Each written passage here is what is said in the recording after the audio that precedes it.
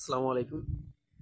যারা অনার্স অধ্যয়নরত রয়েছে অথবা যারা অনার্স সদ্য পাশ করেছে, চাকরি প্রিপারেশনটা আসলে যেভাবে নেওয়া উচিত তোমাদের, প্রথমত মার্কেটে গিয়ে একটা জব সলিউশন বই কিনো।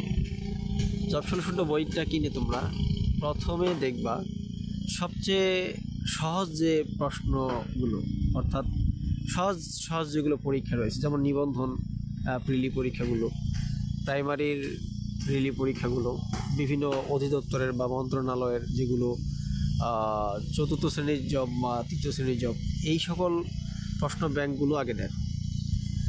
তো এই প্রশ্নগুলো তোমরা কয়েকটা ক্যাটাগরিতে দেখবা। বেশিরভাগ প্রশ্ন সাধারণত থাকে বাংলা, ইংরেজি এবং সাধারণ জ্ঞান।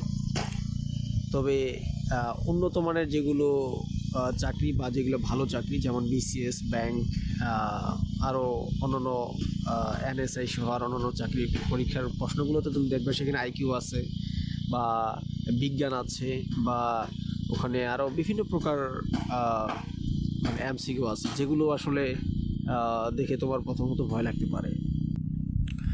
তো সেজন্য আমি বলবো কি, যেহেতু তোমরা প্রথম প্রিপারেশন নিচ্ছ, তো প্রথমত জব সলিউশনটা বের করে প্রাইমারি, নিবন্ধন, বিভিন্ন প্রকার, এই যে খাদ্য অধিদপ্তর, আবার এই যে কি বলো ওটা,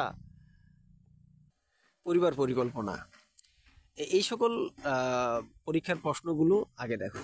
প্রথমত তুমি করবা কি, বাংলা, ইংরেজি আর সাধারণ জ্ঞান, এই প্রশ্নগুলো যখন তুমি দেখবা যে 100টা আসছে বা 80টা কোশ্চিন আসছে, এই 80টা কোশ্চিন তুমি যখন একবার পড়ে দেখবা যে তার মধ্যে তুমি বাংলার মধ্যে পারতেছো 10% বা 20%, মানে যদি তোমার প্রশ্ন আসে 25টা, তুমি পারতেছো 5টা থেকে 6টা, আর বাকিগুলো একেবারে চেনো না। আবার ইংরেজিতে দেখবা তোমার 20টা অথবা 25টা কোশ্চিনের মধ্যে তুমি পারতেছো মাত্র 4 থেকে 5টা বা 10টা, বাকিগুলো তুমি একেবারেই জানোই না যে এগুলো কোথা থেকে আসছে। গণিতের কথা তো বাদই দিলাম, সবচেয়ে সবার এটাতেই অ্যালার্জি থাকে, গণিতে। তো প্রথমত এরকম আসলে প্রত্যেকটা চাকরি প্রার্থীরই হয়েছিল। তারা 100টা এমসিকিউ পড়ে দেখে দেখে তারা পারতেছে 20টা 30টা। আর তা যদি না হতো, তাহলে দেখো নিবন্ধন পরীক্ষা মাত্র 40 নম্বরে পাস মার্ক থাকে, সেখানে 12 থেকে 15 লক্ষ পরীক্ষা দেয়, অর্ধেকগুলোই 40 নম্বরই পায় না। তার মানে আমার কথাটা সত্যতা এখন আশা করি বুঝতে পারছো। তো কি করবা, এই কোশ্চেনগুলো প্রথমত তখন তুমি যখন দেখবা যে 100টার মধ্যে 30-40টা পারতেছো বা তার চেয়ে কম পারতেছো, হতাশ হওয়ার কিছু নেই।